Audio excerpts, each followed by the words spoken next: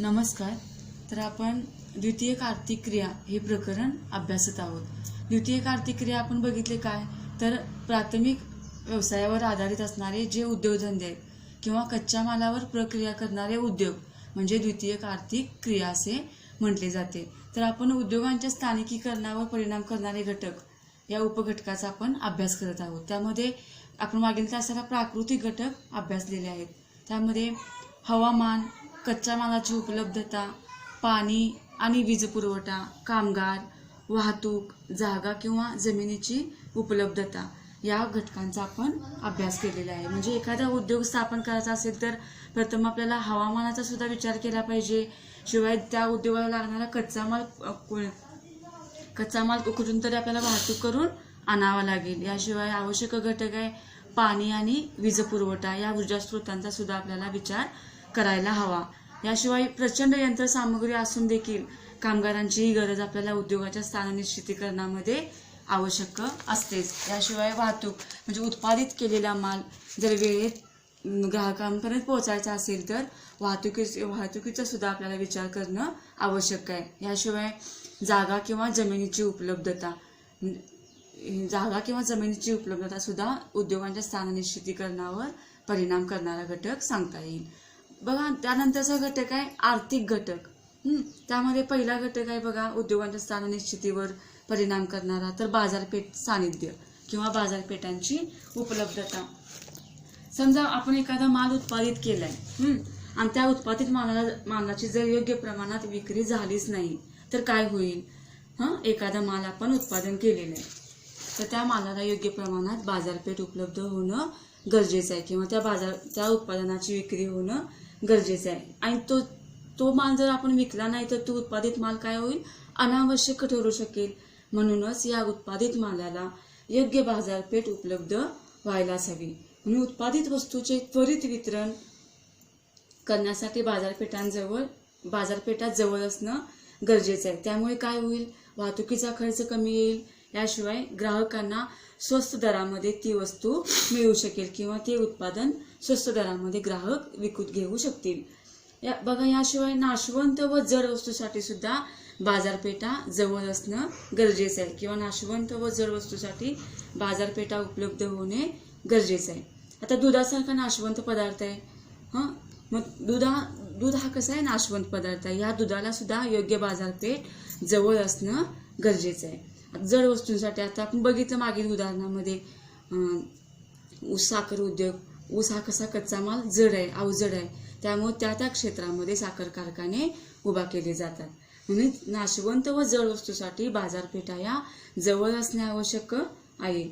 शिवाय बघा, कधी कधी काय होते, कधी कधी उत्पादनादरम्यान उत्पादन प्रक्रियेमध्ये अवजडता किंवा नाजूकपणामध्ये मोठ्या प्रमाणात वाढ होते. म्हणून असे उद्योग बाजारपेठेजवळ स्थापित होतात. आपण बघितले बेकरी उद्योग हा कसा आहे, नाजूक उद्योग आहे. त्यामुळे कच्चा माल कसा आहे, कच्च्या मालाचं वजन कमी आहे आणि त्यातून उत्पादित होणारा जो पक्का माल आहे त्याचं वजन जास्त आहे. आणि आपण बघितलं असेल, आपण घरामध्ये सुद्धा केक करताना किती नाजूकपणे ते हाताळायला लागते. म्हणून उत्पादन प्रक्रियेदरम्यान त्या उत्पादित वस्तूमध्ये कमालीची लक्षणीय वाढ होत असते. म्हणून असे उद्योग कुठे होतात, तर असे उद्योग ज्या ठिकाणी बाजारपेठ जवळ आहे अशा ठिकाणी असे उद्योग स्थापित होतात. उदाहरण सांगता येईल आपल्याला बेकरी उद्योग.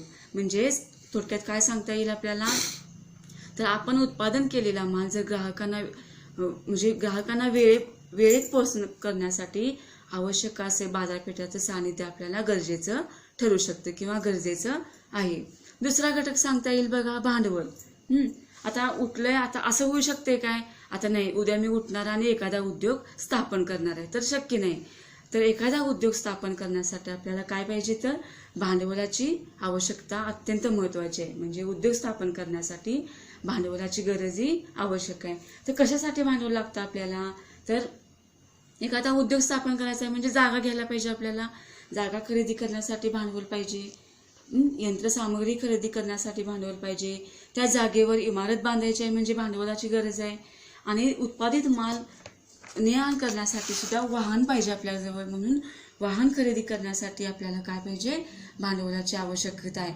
आणि आपण एखादा उद्योग स्थापन केलाय म्हणजे आपण तिथं कामगार ठेवणार आहे, त्या कामगारांना वेतन देण्यासाठी सुद्धा आपल्याला काही प्रमाणात भांडवलाचीही गरजही आहे. आणि ज्या ठिकाणी बघा बँकिंग किंवा आर्थिक सुविधा जिथे सहज उपलब्ध होतात अशा प्रदेशात उद्योग सहज स्थापन होत असतात. पहा आणखीन काय सांगता येईल तर वस्तुतः ज्या ठिकाणी उद्योग स्थापन झालेले असतात त्या ठिकाणी आर्थिक सुविधा सुद्धा मोठ्या प्रमाणात आकर्षित होतात व त्यामुळे त्या ठिकाणी काय होतं, अगोदरच आर्थिक सुविधा असतातच, पण ज्या ठिकाणी उद्योग स्थापन झालेले असतात तिथे आर्थिक सुविधा आकर्षित होतात व त्यामुळे त्या ठिकाणी पुन्हा मोठ्या प्रमाणात उद्योग स्थापन होतात. उदाहरण सांगता येईल आपल्याला कोलकाता, चेन्नई, दिल्ली, मुंबई ही जी महानगर आहेत त्या महानगराजवळची जी उपनगर आहेत त्या उपनगरामध्ये सुद्धा उत्तम बँकिंग सुविधा, उत्तम आर्थिक सुविधा असल्यामुळे त्या ठिकाणी औद्योगिक प्रदेश म्हणून ते ओळखले जातात. पण वर्तमान परिस्थितीमध्ये काय होते तर ग्रामीण भागामध्ये सुद्धा चांगल्या प्रमाणात आर्थिक सुविधा आहेत, चांगल्या प्रमाणात बँकिंग सुविधा आहेत. अशा बँकिंग सुविधांच्या किंवा आर्थिक सुविधांच्या विस्तारामुळे त्या ठिकाणी उद्योग स्थापन होऊ लागलेले दिसून येतात. म्हणजे भांडवलाची सुद्धा तेवढीच गरज आहे आपल्याला एखादा उद्योग स्थापन करायचा असेल तर. आपण बघतोय आज महानगरामध्ये उद्योग आहेत, मुंबई, चेन्नई, दिल्ली, कोलकाता अशी जी महानगर आहेत त्या महानगरांजवळ जी उपनगर आहेत ती उपनगरं सुद्धा आज औद्योगिक शहरे म्हणून नावारूपाला येत आहेत. आणि पूर्वी बघा ग्रामीण भागामध्ये उद्योगपती काय करायचे तर त्या ठिकाणी उद्योग स्थापन करत नसत, पण अलीकडच्या काळामध्ये ग्रामीण भागामध्ये सुद्धा आर्थिक सुविधा किंवा काय सांगता येईल बँकिंग सुविधा मोठ्या प्रमाणात सुरू होत आहेत. त्यामुळे ग्रामीण भाग सुद्धा लघु उद्योग असतील किंवा कुटीर उद्योगासाठी प्रसिद्धीस येत आहे. नंतरचा घटक आहेत बघा राजकीय घटक. आता आपण बघितलं आर्थिक घटक, त्यामध्ये भांडवल आणि बाजारपेठेची उपलब्धता. तर नंतरचा घटक आहे राजकीय घटक. त्यामध्ये काय सांगता येईल, पहिला घटक आहे शासकीय धोरणे. राजकीय दृष्टिकोन विचारात घेऊन शासनामार्फत अनेक औद्योगिक धोरणे उद्योगांना प्रोत्साहन देतात. अनेक औद्योगिक धोरणे शासनामार्फत चालवली जातात. बघा आर्थिकदृष्ट्या एखादा प्रदेश मागास आहे, आर्थिकदृष्ट्या मागास त्या प्रदेशाचा विकास व्हावा म्हणून काय करते शासन त्या ठिकाणी अर्थसहाय्य देते.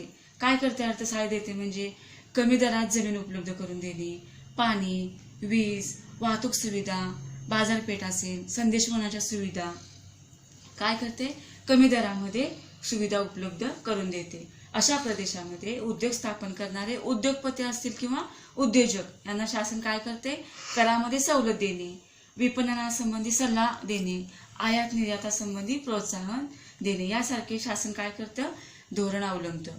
त्यामुळे त्या ठिकाणी उद्योग स्थापन होत असतात. आता बघा उदाहरण सांगायचं झालं तर महाराष्ट्र राज्य शासनाच्या औद्योगिक धोरणानुसार वर्ग ड व त्यापुढील औद्योगिक धोरण क्षेत्रांना शासन काय करते सुविधा मिळतात किंवा शासन सुविधा देत आहे.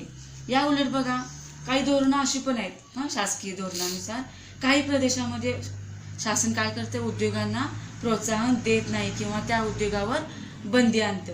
उदाहरण सांगायचं झालं तर किनारी प्रदेश किंवा पर्यावरण दृष्ट्या संवेदनशील प्रदेश. आणखीन सांगता येईल आपल्याला महाराष्ट्र राज्यातील रत्नागिरी जिल्ह्यामध्ये जो नाणार प्रकल्प उभारणार होता त्या नाणार प्रकल्पावर पूर्णतः बंदी आणलेली आहे. म्हणजे असे सुद्धा काही धोरण आहेत की शासन त्या ठिकाणी काय करतं बंदी आणतं, त्या ठिकाणी उद्योग स्थापन होत नाहीत. नंतरचा घटक आहे बघा विशेष आर्थिक क्षेत्र, ज्याला आपण सेज म्हणतो, स्पेशल इकॉनॉमिक झोन. हा काय असा प्रदेश आहे विशेष आर्थिक क्षेत्र की जो औद्योगिक उत्पादनासाठी विकसित केल्या जाणाऱ्या अशा प्रदेशांची स्थापना करण्यास सरकार विशेष प्राधान्य देतं. भारतात त्यांना काय म्हणतात विशेष आर्थिक क्षेत्र. बघा औद्योगिक उत्पादनासाठी विकसित केल्या जाणाऱ्या अशा प्रदेशांची स्थापना करण्यास सरकार विशेष प्राधान्य देतं. त्यांना काय म्हणतात विशेष आर्थिक क्षेत्र, स्पेशल इकॉनॉमिक झोन, सेज. विशेष आर्थिक क्षेत्र हे विशेषत्वाने निश्चित केलेले असे भौगोलिक क्षेत्र आहे की ते खाजगी क्षेत्रामध्ये खाजगी तत्वावर पण केलं जातं किंवा खाजगी किंवा सरकारी अशा भागीदारीने पण केलं जातं किंवा पूर्णतः सार्वजनिक क्षेत्र सुद्धा विकसित केलं जाऊ शकतं. म्हणजे बघा विशेष आर्थिक क्षेत्र हे विशेषत्वाने निश्चित केलेले असे भौगोलिक क्षेत्र आहे की जे खाजगी क्षेत्र किंवा सार्वजनिक क्षेत्र किंवा सार्वजनिक आणि खाजगी भागीदारीने विकसित केले जाणारे असे हे क्षेत्र आहे. म्हणजे त्या ठिकाणी खाजगी क्षेत्र पण आहे, सरकारी पण आहे आणि खाजगी आणि सरकारी यांच्या भागीदारीने सुद्धा हे क्षेत्र विकसित केलं जाऊ शकतं. बघा, आणि देशात या क्षेत्राचा विकास विशेषतः निर्यातक्षम उत्पादनाच्या वाढीसाठी केला जातो. म्हणजे उत्पादन काय होतं ते ज्या उत्पादनाची जास्तीत जास्त निर्यात व्हावी आणि जेणेकरून आपल्या देशाला परकीय चलन उपलब्ध व्हावं या दृष्टीनं हे क्षेत्र विकसित केलेलं क्षेत्र आहे. आपल्याला पुस्तकात उदाहरण दिले बघा त्यांनी. उदाहरण सांताक्रूझ मुंबई येथील सिप्झ प्रकल्प. आणखीन सांगता येईल बघा, पश्चिम बंगालमध्ये नॅनो कार प्रकल्प उभारणार होता की जो सेज म्हणजे विशेष आर्थिक क्षेत्रानुसार तो प्रकल्प म्हणजे केला जाणार होता. पण पश्चिम बंगाल सरकारने काय केलं, या क्षेत्राला बंदी आणली आणि त्या क्षेत्राला जमीन उपलब्ध करून दिली नाही. कालांतराने काय झालं, तो प्रकल्प गुजरात या ठिकाणी म्हणजे उभारला गेला. म्हणजे काय बघा, इथं शासकीय धोरण कसं झालं, प्रतिकूल धोरण इथं अवलंबलं गेलं. म्हणजे त्या राज्यातील त्या शासनानं त्या धोरणाला परवानगी दिली नाही. परिणाम काय झाला, ते क्षेत्र गुजरात या राज्याला हलवलं गेलं. म्हणजे विशेष आर्थिक क्षेत्र सुद्धा या उद्योगांच्या स्थान निश्चितीकरणावर परिणाम करणारं क्षेत्र सांगता येईल. तर पहा, आज आपण काय अभ्यास केला, तर उद्योगांच्या स्थान निश्चितीकरणावर आर्थिक घटक, बाजारपेठ असेल, भांडवल असेल, या घटकांचा सुद्धा उद्योगांच्या स्थान निश्चितीकरणावर परिणाम होतो. या व्यतिरिक्त राजकीय घटक, त्यामध्ये शासकीय धोरणं असतील. काही घटकांना शासन काय करतं, अर्थसहाय्य करतं, काही घटकांना अर्थसहाय्य करत नाही. दुसरा घटक सांगितला आपण विशेष आर्थिक क्षेत्र सेज, या घटकांचा आज आपण अभ्यास केला. उद्याच्या तासाला काही इतर घटक आहेत, त्यामध्ये स्थान विभाजन आणि उद्योगांचं केंद्रीकरण या घटकांचा आपण उद्याच्या तासाला अभ्यास करूया. धन्यवाद.